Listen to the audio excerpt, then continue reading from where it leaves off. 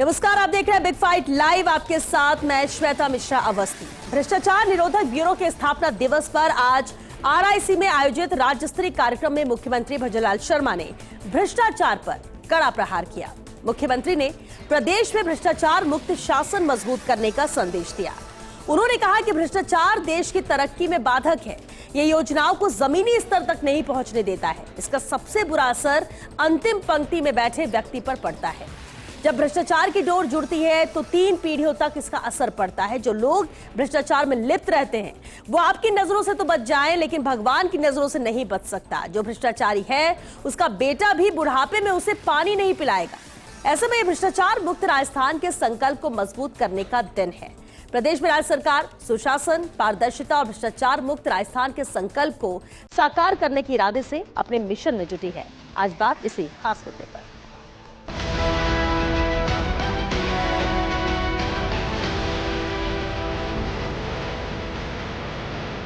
चेहरा कितना भी साफ हो, गलत काम के धब्बे हमेशा उसके चेहरे पर रहेंगे, ये भी आपको विश्वास होना।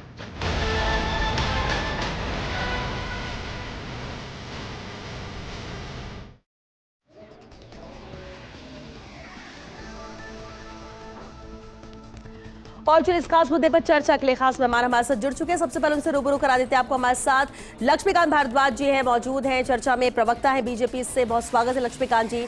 स्वर्णिम चतुर्वेदी जी भी मौजूद है, महासचिव है पीसीसी से। बहुत स्वागत है स्वर्णिम जी आपका। महेश शर्मा जी भी मौजूद है, राजनीतिक विश्लेषक हैं। महेश जी आपका बहुत स्वागत है। और साथ ही हमारे साथ चर्चा में शामिल हो रहे हैं राजेंद्र त्यागी जी, रिटायर्ड पुलिस अधिकारी है। राजेंद्र जी आपका भी बहुत स्वागत है। शुरुआत लक्ष्मीकांत जी आपसे ही करना चाहूंगी, क्योंकि मौजूदा सरकार का लक्ष्य है भ्रष्टाचार मुक्त राजस्थान हो, इसलिए भ्रष्टाचारियों पर लगाम लगाई जा रही है। एसीबी जिस तरह से सतत प्रयास कर रही है, आए दिन कार्रवाई हो रही है और भ्रष्टाचारियों को जो घूसखोर है उन्हें गिरफ्त में लिया जा रहा है। मंशा साफ है, लक्ष्य नजर आता है। मौजूदा सरकार की बात करें, जिस तरह से मुख्यमंत्री ने आज कहा, कितने इस लक्ष्य तक पहुंच पाए हैं, कितनी कामयाबी मिल पाई है, किस तरह से राजस्थान को भ्रष्टाचारियों से मुक्त करने को लेकर कोशिशें जारी हैं? देखिए श्वेता, आज एससीबी का स्थापना दिवस था और मुख्यमंत्री जी ने जो उनके अधिकारी हैं उनको संबोधित करते हुए बहुत सारी ऐसी बातें जो प्रदेश के लिए जरूरी थी सबके बीच में रखी हैं। और देखिए, मुख्यमंत्री प्रदेश का मुखिया होता है और जब मुखिया ईमानदारी के साथ उन लोगों के साथ संवाद करता है जो कि भ्रष्टाचार पे अंकुश लगाने के लिए कार्यरत हैं, तो उनका हौसला बढ़ता है। और इसी तरीके से मुख्यमंत्री जी ने साफ कहा, पूरे प्रदेश की जनता को बताया कि एसीबी जो राजस्थान में आज काम कर रही है उसके लिए राजस्थान की सरकार ने उसको खुली छूट दी हुई है। किसी भी भ्रष्ट अधिकारी के खिलाफ कार्रवाई की खुली छूट एसीबी ने दी हुई है। और इसके उदाहरण देखिए आप, राजस्थान में भारतीय जनता पार्टी की सरकार बनने के बाद, मुख्यमंत्री भजनलाल शर्मा जी की शपथ के बाद ऐसा पहली बार हुआ है कि यहां पर एक भ्रष्ट विधायक को गिरफ्तार किया गया है। ये पहली बार हुआ है कि एसीबी ने अपने ही एडिशनल एसपी को गिरफ्तार किया है और बहुत सारे अधिकारियों के ऊपर कार्रवाई हुई है। ये बताता है कि एसीबी एक स्वतंत्र संस्था बन चुकी है, वो संस्था जो भ्रष्टाचारियों के ऊपर कार्रवाई करेगी, क्योंकि राजनीतिक नेतृत्व का आशीर्वाद, राजनीतिक नेतृत्व का वो जो एक निर्देश होता है वो पूरी तरीके से उसके ऊपर है। और साथ ही उसको ये कहा गया है कि कोई भी व्यक्ति हो, भले वो भ्रष्ट है, तो उसके ऊपर कार्रवाई होना सुनिश्चित है। देखिए क्या होता है कि एक पृष्ठभूमि होती है किसी भी चीज की, और वो पृष्ठभूमि बताती है कि कौन सी सरकार किस तरीके से काम करती है। आपको जानकर आश्चर्य होगा कि जो कांग्रेस पार्टी की सरकार थी उसने अपने पहले 1.5 वर्ष में जो एसीबी लोगों को अरेस्ट करती थी उनमें से केवल 246 लोगों की अभियोजन स्वीकृति जारी की थी। लेकिन भारतीय जनता पार्टी की भजनलाल शर्मा जी की सरकार ने अपने पहले वर्ष में 690 ऐसे अधिकारियों, पहले 1.5 वर्ष में 690 ऐसे अधिकारी कर्मचारियों की अभियोजन स्वीकृति जारी की जिनको एसीबी ने पकड़ा है। 17A का एक संशोधन लेकर आई थी कांग्रेस पार्टी की सरकार 2022 में, जिसके तहत जो लोग भ्रष्ट काम करते हैं लेकिन रंगे हाथों गिरफ्तार नहीं होते, उनके खिलाफ जो कार्रवाई होती है उसमें 2 साल में कांग्रेस पार्टी 223 लोगों के खिलाफ एफआईआर दर्ज करने की अनुमति दी थी। लेकिन भारतीय जनता पार्टी की सरकार ने 600 से ज्यादा ऐसे लोगों के खिलाफ कार्रवाई करने की अनुमति दी है। और केवल यही नहीं, बल्कि जो पेंडेंसी है, अगर 2018 में जब भारतीय जनता पार्टी की सरकार गई थी तो उस सरकार ने 246 ऐसे मामले खाली छोड़े थे जिनको अभियोजन स्वीकृति मिलनी थी। लेकिन 2023 में जब कांग्रेस पार्टी की सरकार गई और भारतीय जनता पार्टी की सरकार आई थी, तब 610 मामले कांग्रेस पार्टी से छोड़ के गई थी जिनको अभियोजन स्वीकृति मिलना बाकी थी। यह बताता है कि कांग्रेस पार्टी की नीयत इन ऐसे लोगों को लेकर कैसी थी। और एक बात बताता हूं आपको, 1534 ऐसे कर्मचारी अधिकारी थे जो कांग्रेस पार्टी की सरकार के दौरान एसीबी के हत्थे चढ़े थे। 1534 में कांग्रेस पार्टी की सरकार रहते रहते 1532 को जमानत मिल गई थी, एक व्यक्ति की मृत्यु हो गई थी और खाली एक व्यक्ति ऐसा था जो जेल की सलाखों के पीछे था। यह बताता है आपकी नीयत कि आपने किस तरीके से शासन चलाया था। और आज भजनलाल शर्मा जी ने बिल्कुल स्पष्ट रूप से कह दिया है कि उनके शासन के समय, भारतीय जनता पार्टी के राज के समय कोई भ्रष्ट अधिकारी कर्मचारी बचेगा नहीं, एसीबी उसके खिलाफ कार्रवाई करने के लिए स्वतंत्र है। और एक बात बताता हूं आपको कि कांग्रेस पार्टी किस तरीके से काम करती थी। आपको याद होगा कि राजस्थान में सीबीआई को आने के लिए सरकार की परमिशन की जरूरत बता दी थी कांग्रेस पार्टी ने। हमने सरकार में आने के साथ ही उस नियम को हटाया और सीबीआई को खुले रूप से राजस्थान में भ्रष्ट लोगों के खिलाफ कार्रवाई करने की अनुमति प्रदान की। यह बताता है कि आपकी नीयत कैसी थी भ्रष्टाचार के खिलाफ। ठीक है लक्ष्मीकांत जी, आपने आंकड़ों के साथ बताया कि पिछली सरकार और मौजूदा सरकार की मंशा में कितना फर्क है। लेकिन स्वर्णिम जी हमारे साथ है। स्वर्णिम जी, अभी जो लक्ष्मीकांत जी ने कहा उसका भी जवाब चाहूंगी और मैं ये भी जानना चाहूंगी, क्या मैं सख्त कानून बनाने से या फिर निगरानी तंत्र मजबूत करने से क्या भ्रष्टाचार को खत्म किया जा सकता है? क्योंकि सरकारें आती हैं जाती हैं, सबकी कार्यशैली अलग अलग होती है, लेकिन हम इसे खत्म नहीं कर पा रहे हैं। मंशा जरूर है प्रदेश सरकार की और ये आंकड़ों के जरिए बताया कि हाँ मामले बहुत आए, पकड़े जा रहे हैं, लेकिन लोगों में डर क्यों नहीं है? देखिए श्वेता जी, हमारी तो जो सरकार थी कांग्रेस सरकार, तो जीरो टॉलरेंस की नीति के तहत हमने भ्रष्टाचारियों पर अंकुश लगाने का कार्य किया था। चाहे बाबू हुस से लेकर के आईएएस अधिकारी तक को जेल के शिक्षकों के पीछे भेजने का कार्य कांग्रेस सरकार ने किया। एसपी पकड़े गए, डीएसपी पकड़े गए और उनको नौकरी से निकाला भी गया। आप ये तो सिर्फ घोषणाएं हैं कि ऐसा कर दो वैसा कर दो। अरे जब आपके मंत्री कह रहे हैं कि 8 करोड़ की बजरी प्रतिदिन जो है अवैध खनन हो रहा है, कहाँ हो रही है कार्रवाई? बताइए, मैं जानना चाहता हूँ। क्या भजनलाल शर्मा जी, मुख्यमंत्री जी इस पर बयान देंगे? उनके कैबिनेट मंत्री के जो आरोप है उस पर क्या यहाँ पे जो ये एक विधायक हैं गढ़ी के, यहाँ पे ये कह रहे हैं कि एक तो इन्होंने, ये सबसे बड़ी बात है कि विधायक दो विधायक, एक मीणा है विधायक कैलाश मीणा, अपनी ही सरकार में गढ़ी सीआई के रवैये के खिलाफ धरने पर बैठे कि सीआई पैसे लेते अवैध खनन करा रहा है। ये खबर हमने देखी, लेकिन कार्रवाई की खबर क्या आपने सुनी कभी कि कार्रवाई हुई हो? एक विधायक इनके जो कैबिनेट मंत्री के अलावा हैं, ये बता रहा हूँ, अवैध बजरी खनन को लेकर रायपुर साड़ा तहसील में जाके धरने पर बैठते हैं कि साड़ा के विधायक, और कहते हैं कि अवैध बजरी खनन हो रहा है, ट्रांसपोर्टेशन हो रहा है, इसको रोकने वाला कोई नहीं है। ये कहते हैं इनके मंत्री, ये कहते हैं अपने क्षेत्र में जनसभा में भाषण देते हुए कि अगर कोई बजरी का ट्रैक्टर आ रहा जा रहा हो तो पुलिस उसको पकड़े नहीं। अब आप देखिए भ्रष्टाचार की पराकाष्ठा वो ये होती है कि जब सीबीआई अगर आरोप लगाए सरकार हमें सहयोग नहीं कर रही, हाईकोर्ट के आदेश के बावजूद अवैध खननकर्ताओं माफियाओं के खिलाफ हम कार्रवाई करें, जांच करें, तो उससे बड़ा आरोप तो हो नहीं सकता। आपने अच्छा पॉइंट उठाया, लेकिन पहले भी एस्कॉर्ट गाड़ियां करती थी पुलिस की और आराम से बजरी के वाहन निकलते थे, लोगों कई लोग इसके साथ में भी आते थे। सवाल यही है, देखिए सरकार या पार्टी पर नहीं कि इस पार्टी ने बेहतर किया या इस सरकार ने बेहतर किया, सवाल तो राजस्थान की जनता का वही का वही है। राजस्थान की जनता का सवाल भ्रष्टाचार है, तो इस सरकार की मंशा सामने आना जरूरी है। जो सीबीआई का मैंने आपको उदाहरण दिया कि सहयोग नहीं कर रही है, सरकार कह रही है कि हमें जांच करानी ही नहीं है सीबीआई से। क्यों नहीं करानी? क्योंकि अवैध बजरी खनन ये एक आज नासूर बन चुका है। आप बताइए, स्पोर्ट्स किट का घोटाला हुआ है, शिक्षा विभाग ने अभी खरीदे, आधी कीमत पे बाजार में देने को लोग तैयार, ये खबरें छपी। आपने कार्रवाई सुनी? आपने क्या कार्रवाई सुनी कि पूरे 2 साल से यहां पे नकली खाद बीज बिक रहा है? किसके खिलाफ कार्रवाई हुई? क्या मंत्री जो है जो कह रहे हैं उस पर सरकार कोई एक्शन ले रही है? कोऑपरेटिव विभाग ने कई 100 करोड़ रुपए उसी नकली खाद बीज को बेच दिया। क्या कार्रवाई हुई? किस अधिकारी पर हुई या क्या किस मंत्री पर हुई? बताइए, कौन जिम्मेदारी लेगा? ये सारी चीजें हैं। तो ये मंशा बताती है कि सिर्फ एक घोषणा करना, बयान देना यानी अलग चीज है, ये आरोप और लगा उस पर रहे काम हैं करना। कि सरकार के विधायक और मंत्री ही सवाल उठा रहे हैं। और सबसे बड़ी चीज, कांग्रेस सरकार वो थी। एक कमेंट जरूर लक्ष्मीकांत जी, इस पर एक जवाब शॉर्ट में, क्योंकि मैं दूसरे केस बजरी का जिक्र बार बार कर रहे हैं। इस बजरी माफिया को पनपाया किसने राजस्थान में? आपके विधायक है, वरिष्ठ विधायक भरत सिंह जी। उनके कलम की शाही सूख गई लिखते लिखते इनके एक मंत्री के लिए कि ये मंत्री भ्रष्ट है, निकम्मा है, ये मंत्री वो है जो खुद पत्थरों के खनन कराता है, ये मंत्री वो जो बजरी का खनन कराता है। खान मंत्री के ऊपर इन्हीं के विधायक ने, और शाही सूख गई मुख्यमंत्री। और मुख्यमंत्री के दौरे के खिलाफ जो मुख्यमंत्री कोटा में जो उद्घाटन करने गए थे रिवर फ्रंट का, मुंडन करवा लिया था विधायक जी ने मुख्यमंत्री के खिलाफ कि भ्रष्टाचार को संरक्षण देने के लिए मुख्यमंत्री जा रहे हैं।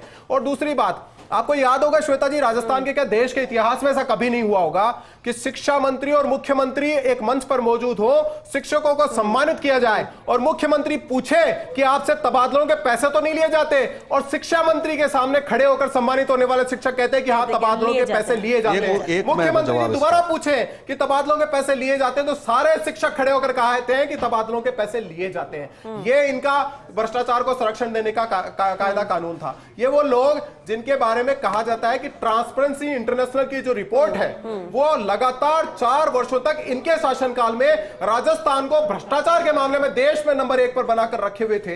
वो लोग आज बात करेंगे कि हमारी एक छोटी सी चीज पिछली सरकार में भी दिया, ये सरकार में आरोप लगा रहे हैं। छोटी सी चीज मैं बता देता हूँ, भ्रष्टाचार को संरक्षण देने वाला कानून कौन लाया था? हमसे पहले बीजेपी सरकार आरोप लगाने से बेहतर है कि अगर भ्रष्टाचार में कोई पकड़ा जाए तो उसके खिलाफ खबर हो, ना उसके खिलाफ एफआईआर हो। मैं राजेंद्र जी का रुख करना चाहूंगी। डाल दी थी सरकार, आपने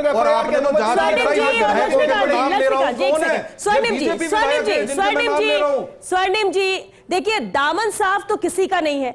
हम ये नहीं कह सकते, अगर मुख्यमंत्री की मंशा है वो साफ करे, ट्रांसपेरेंसी है, तो जरूरी नहीं है कि सभी विधायक, सभी मंत्री कभी दामन उतना ही पाक साफ हो। और ये हर पार्टी हर सरकार में होता है। इसलिए सुनिए बात, चलिए ठीक है, कार्रवाई की थी तो कई आपके भी सरकार के जो मंत्री थे वो भी इसकी जद में थे, सवालों के घेरे में थे, आरोप लग रहे थे। इसलिए उन आरोपों के खिलाफ जो आरोप ये लगा रहे थे। वापस रुक करूंगी स्वर्णिम जी आपसे कमेंट लेंगे, लक्ष्मीकांत जी से भी लेंगे, हमारे दूसरे मेहमान का रुक कर राजेंद्र त्यागी जी हमारे साथ लगातार बने हुए रिटायर्ड पुलिस अधिकारी। राजेंद्र जी, आपने देखिए दोनों तरफ की बातें सुनी, क्योंकि आप पुलिस विभाग में रहे हैं, समझना जरूर चाहेंगे ये भ्रष्टाचार का दीमक है, ये खत्म क्यों नहीं हो रहा है, डर क्यों नहीं है, लगातार मामले आते, क्या कानून सख्त नहीं है, या ये लगता है कि पकड़े भी जाएंगे तो कोई बात नहीं बाहर आ जाएंगे, क्या फर्क पड़ता है? सबसे बड़ी जड़ क्या है इसकी?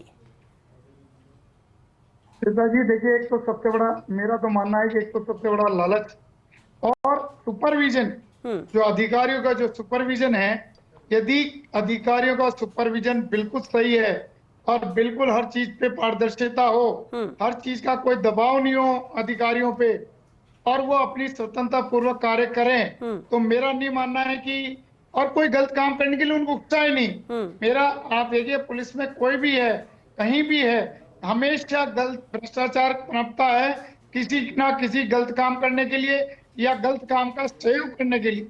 यदि वो गलत काम का सहयोग नहीं करेगा और ऊपर से दबाव आएगा, और दबाव राजनीतिक दबाव है, अफसरों का दबाव है, उस कारण फिर वो ये जो अधिकारी है वो सोचता है यहाँ 2 रुपए मिल रहे हैं, उसमें हम इसको काम कर ले।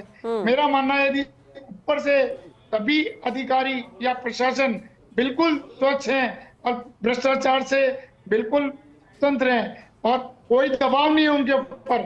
आप बार प्रेशर की बात कर रहे हैं, राजेंद्र जी की दबाव की बात कर रहे हैं, क्या वाकई में राजनीतिक दबाव यहाँ पर ज्यादा रहता है, उस वजह से ये भ्रष्टाचार लगातार बढ़ रहा है, उस वजह से लोग ज्यादातर इसकी जद में हैं? देखिए साहब, श्वेता जी, जैसा अभी आपने कहा कि बजरी माफिया की सिफारिश राजनीतिज्ञ करते हैं, ऊपर से अफसरों पे दबाव डालते हैं कि भाई ये हमारे ट्रक हैं, ये हमारे लोग हैं, आप इनको क्यों तंग परेशान करते, आपका क्या उसमें वो है, जबकि हमें मालूम है कि भाई हम इस पे कार्रवाई करते हैं, तो वो हमारे पे दबाव डालते हैं कि पुलिस पे दबाव डालते हैं कि भाई आप इस पे, आप दूसरे काम है वो करिए, ये क्यों कर रहे हैं, ये काम तो खनन विभाग का है, वन विभाग का है।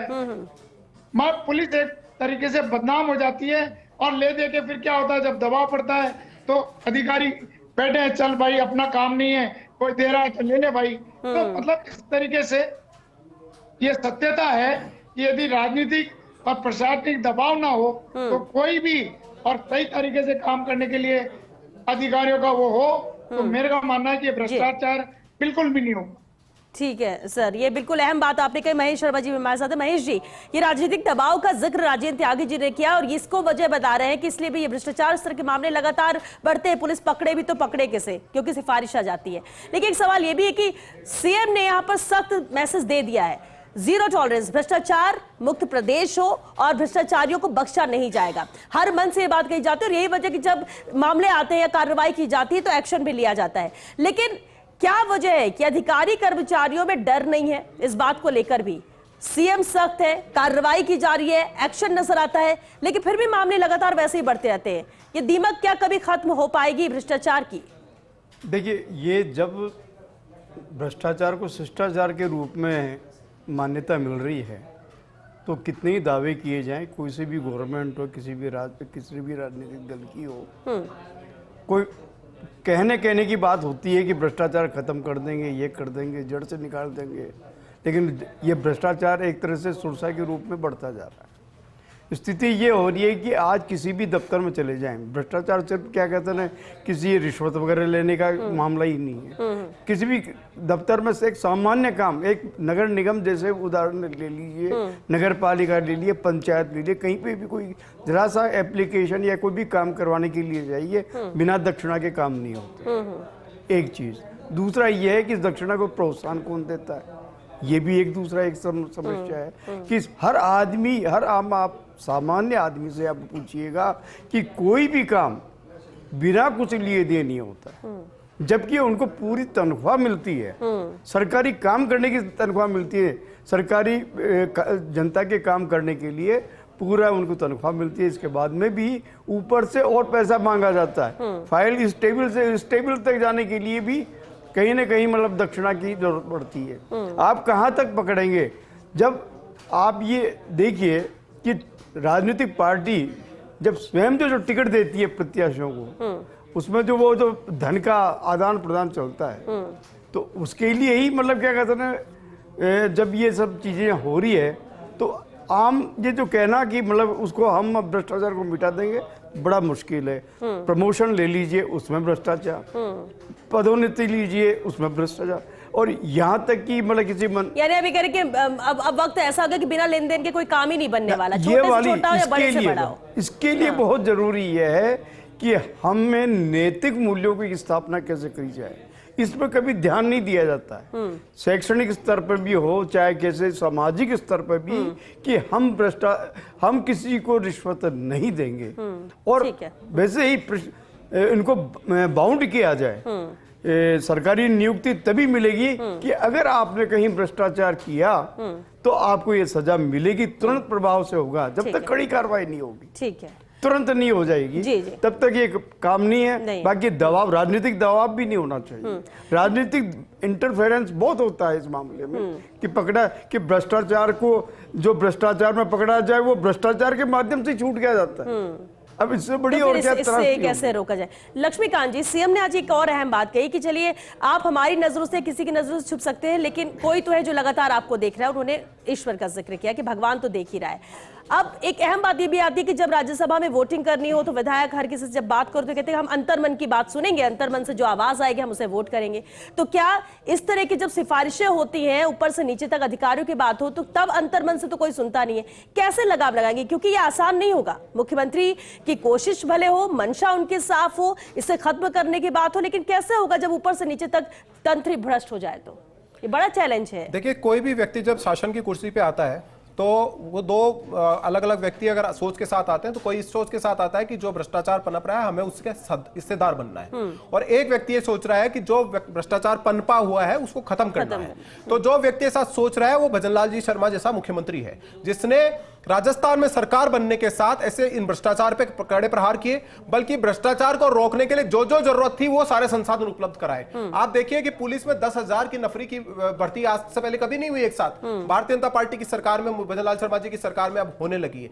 हर स्तर के भ्रष्टाचार को रोकने के लिए जो मैकेनिज्म चाहिए वो सारा का सारा सरकार ने भजनलाल शर्मा जी के नेतृत्व में बना कर दिया। और जो बात आपने नैतिकता की है, वो व्यक्ति वो ही कह सकता है जो खुद नैतिकता को जीता है, जिसका खुद का जीवन ऐसा है, और जो व्यक्ति उसी के साथ शासन चलाने की क्षमता रखता है, शासन चलाने का भरोसा रखता है। इससे पहले इतिहास में राजस्थान ने जो शासन देखा कांग्रेस पार्टी का, मैंने फिर कह रहा हूं आपको कि ट्रांसपेरेंसी इंटरनेशनल की रिपोर्ट ने चीख चीख कर कहा कि 4 साल तक कांग्रेस पार्टी के राज में राजस्थान भ्रष्टाचार के मामले में देश में नंबर 1 पर बना रहा। लेकिन एक जो आरोपी कांग्रेस की तरफ से भी लगता है, ये सवाल उठते हैं या हम मीडिया में भी देखते हैं वो खबरें कि अपने ही विधायक, अपने ही मंत्री नाराजगी व्यक्त करते हैं या कुछ कहते हैं, उसकी वजह क्या है? नहीं, इस तरह के मामलों में नाराजगी आप एक्शन नहीं ले रहे। मैं आपको क्या कह रहा हूं कि कोई भी सरकार, हमारी सरकार भी ये दावा तो नहीं कर सकती कि 1 से 100% तक सारा भ्रष्टाचार हम नीचे ऊपर से लेकर एक साथ हम खत्म कर देंगे, क्योंकि जहां पर लोग जड़े हुए हैं वो बरसों से हैं, उनको एक साथ खत्म नहीं किया जा सकता। लेकिन सरकार की मंशा साफ है कि हम भ्रष्टाचार के ऊपर कड़ा प्रहार करेंगे और उसके ऊपर कार्रवाई करेंगे। वक्त खत्म हो रहा, मैं एक कमेंट जरूर चाहूंगी स्वर्णिम जी।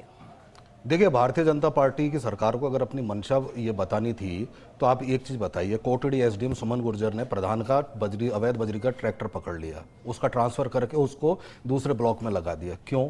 क्या ये मंशा आपकी कैसी बात कर रहे हो? और जिस ट्रांसपेरेंसी इंटरनेशनल की बात कर रहे हो, पूरे हिंदुस्तान में हमारी सरकार ने भ्रष्टाचारियों के विरुद्ध सर्वाधिक कार्रवाई की थी, पूरे देश में नहीं हुई। आप पे आरोप लगते रहे, अरे ये ट्रांसफर क्या कर दिया, सिर्फ इसलिए आपने लगाया, आपने आरोप लगाया और एक कलेक्टर जो है उसको दूसरे ब्लॉक में लगा देता है।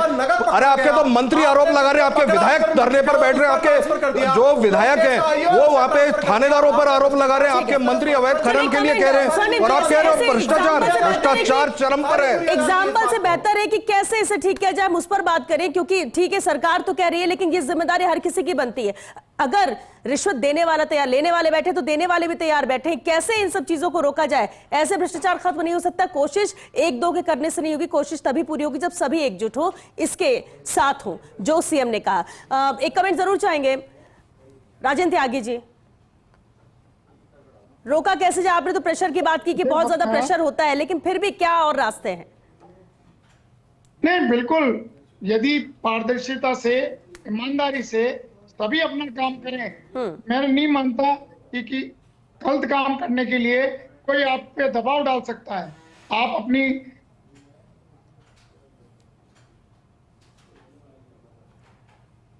ठीक है राजेंद्र जी। महेश जी, एक फाइनल कमेंट चाहिए। जब तक व्यक्ति समाज में भ्रष्टाचार के खिलाफ स्वयं की आवाज नहीं आएगी और वो प्रोत्साहन नहीं देगा और कर्मचारी ईमानदार नहीं होगा, प्रशासन और शासन दोनों ही ईमानदारी से व्यवहार नहीं करेंगे, तब तक ये भ्रष्टाचार की ये जो जड़ है वो लेकिन ये बातें महेश जी कहने में अच्छी लगती हैं। होता ये कि जब मेजॉरिटी जहां होती है, जो माइनॉरिटी जिसकी होती है वो कमजोर पड़ जाता है। अगर कोई भ्रष्टाचार के खिलाफ लड़ भी रहा है तो उसका कुछ ना कुछ इधर उधर हो जाता है। ये जो स्थिति बन गई है, वो सिर्फ हम राजस्थान की बात नहीं कर रहे हैं। और ये बड़ी बात है कि अगर ये कहा जा रहा है प्रदेश के मुखिया की तरफ से कि हमारी जीरो टॉलरेंस की नीति, हम इसे खत्म करेंगे, एक्शन लिया जा रहा है, आंकड़े पहले से अब में बढ़ रहे हैं एक्शन को लेकर, कार्रवाई को लेकर, तो अच्छी बात है।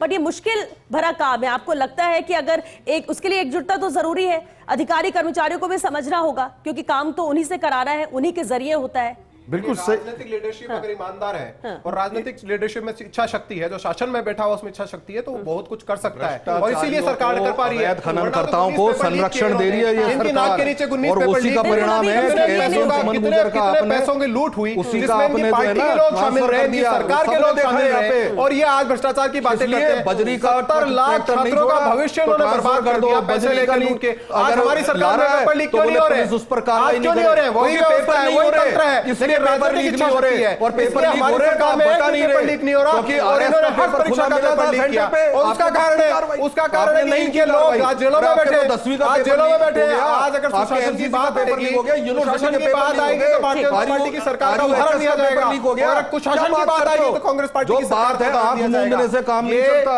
ये वो सरकार थी जिसने राजस्थान के सरकार है, कलंक लगाया, कई कलंक लगाया इन्होंने, और भ्रष्टाचारियों को संरक्षण देने के लिए कानून बना दिया है सरकार कि कानून ऐसा कि आपने कानून ही लगा तो आप कानून ही बना। चलिए ठीक है, क्योंकि वक्त खत्म हो गया, वक्त खत्म हो गया है। बहुत शुक्रिया, बहुत शुक्रिया आपने स्वर्णिम जी, लक्ष्मीकांत जी, महेश जी, राजेंद्र त्यागी जी, बहुत शुक्रिया आप सभी का इस चर्चा में शामिल होने के लिए। देखिए, बेहद अहम मुद्दा है और जब प्रदेश के मुखिया मंच से बात कह रहे हैं और एक बार नहीं कई बार दोहरा रहे हैं, उसको लेकर एक्शन लिया जा रहा है, तो भरोसा बढ़ जाता है, उम्मीदें बहुत ज्यादा बढ़ जाती है।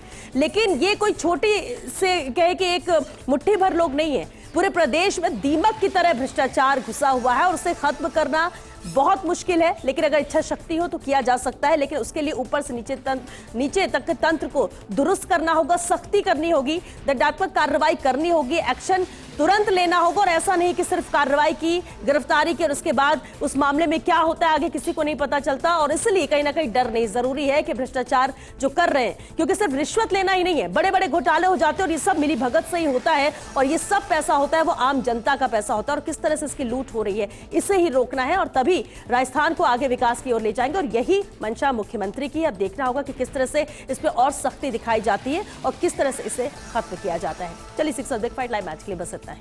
नमस्कार।